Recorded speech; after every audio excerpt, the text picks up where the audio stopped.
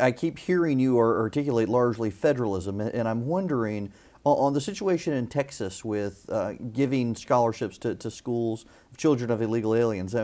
It seems like the critics would have you believe that this is a policy you would implement as president. And when I hear you talk about it without using the word federalism, it sounds very much like you're let the states decide these issues. Absolutely. And opponents will say what opponents will say. But the fact is, this issue gets dumped upon the states. All of these issues of immigration, what Arizona has to deal with it, Alabama has to deal with it, frankly, every state has to deal with it. They're making decisions out there because of this.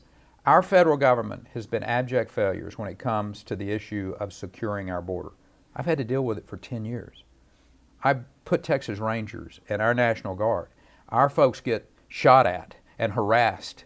And thank God none of them have been killed yet, but I'm telling you, I have to deal with this. I understand what's going on that border, and it is a dangerous place.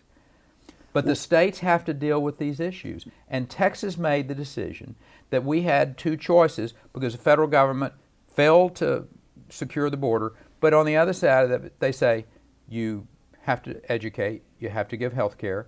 And Texans looked at this strictly as an economic issue, I will tell you that. And they said, you know what, we're either going to have tax wasters or we're going to have taxpayers. And it makes more sense for us to send these kids to our universities and pay full in-state tuition, make them be working towards United States citizenship, and when they get out of those schools, they're going to be U.S. citizens or working towards it, and be contributing members of society. That was Texans' call. If you don't want to do that in Oklahoma, that's your call. But if you were president, you would be, immigration is supposedly a federal issue under the Constitution. What would your guidelines be as president? Well, we would secure the border. And that's the big issue. You start alleviating all of these issues we've been forced to deal with once you secure the border. And I know how to secure the border. Having dealt with it for a decade, I know how to deal with that border. You strategically fence the places where it makes sense to strategically fence. You put the boots on the ground, the numbers that you need, and it is a substantial number of boots on the ground, but that's fine. We have them and they're available. And then you use the aviation assets.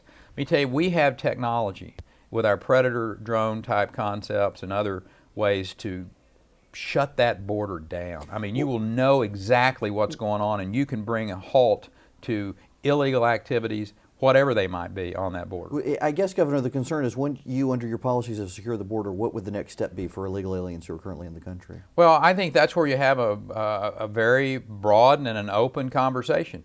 I think we know after the last 6 years of conversation, we're not going to load up 12 to 13 million people and ship them back to their country of origin. That's not going to happen.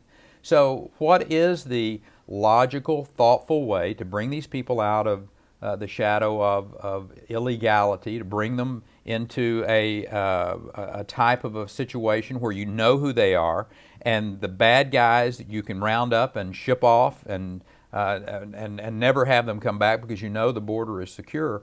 But how we deal with these 12, 13 million people who are here illegally but aren't United States citizens, there may be some that want to get in line and become American citizens, and that's fine. That we'll deal with that, but we'll deal with it in a thoughtful and a constructive way. But there may be a substantial amount of people who want to be here working, that you have some type of work visa program and allow them to pay their taxes and be contributing members of society. But again, that's all interesting and intellectual banter, right, until you secure that border. And you got to have a president first that's committed to securing the border. And not anybody on the stage that's running for the presidency that has that experience but me.